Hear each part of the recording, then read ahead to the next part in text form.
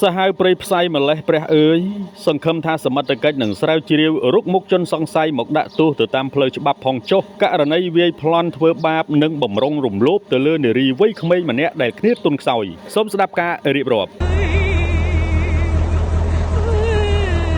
ជួយវាយនៅណាវិញវាយនៅគេនៅបងខ្ញុំទៅងើបបងដើមវិញអីគាត់មកពីណាវិញចាមកពីណាខ្ញុំជូនបងគាត់មកដល់ពេលឲ្យគាត់ទៅមួយសង្សារគាត់ទៅអាមួយនឹងដឹងពីណាទេមកលុបខ្ញុំវាវាយយកទូរស័ព្ទយកឲ្យអស់វាខំលុបខ្ញុំគ្នាមកនេះវាម្នាក់ឯងវាយខ្ញុំបងហើយ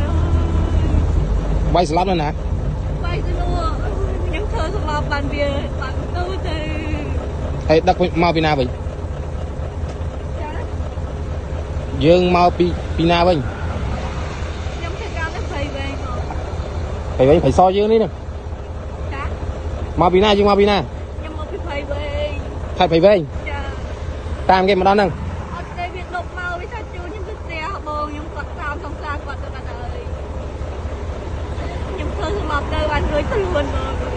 ឥឡូវគាត់ទៅណាវិញបងឯងដាក់ខ្ញុំណាទៅដាក់ទៅឥឡូវឡើងក្រោយនេះឡើងជីក្រោយជិះមកដៃមកខ្ញុំខ្លាចឲ្យឡើងជីក្រោយ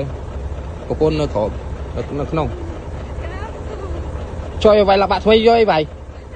ដៃវាដៃវាយបាក់អស់ហើយធ្វើមិនបានដល់ឲ្យគេវាយចឹងវាខំលោបខ្ញុំនៅពេលហើយខ្ញុំថាអត់ទេខ្ញុំអត់ព្រមទេខ្ញុំទូរស័ព្ទលុយខ្ញុំថាទុកសម្រាប់តែដោះគោឲ្យកូនបងហើយយូរនៅវាយមិញនឹងបង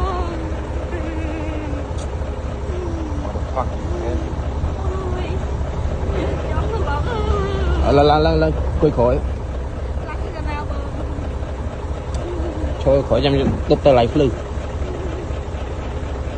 ម្លៃ$99រៀនមួយខែព្រីជូនមួយខែសាលាបង្វឹក Plan A Education យើងខ្ញុំចាប់បើកហើយបង្រៀនគួរលើមុខវិជ្ជាជាច្រើនដូចជាគណិតវិទ្យារូបគីមីនិងជីវវិទ្យាចាប់ពីថ្នាក់ទី5ដល់ថ្នាក់ទី12ហើយមានតម្លៃពិសេសសមរម្យត្រឹមតែ$99ក្នុងមួយខែរៀនមួយខែព្រីជូនមួយខែ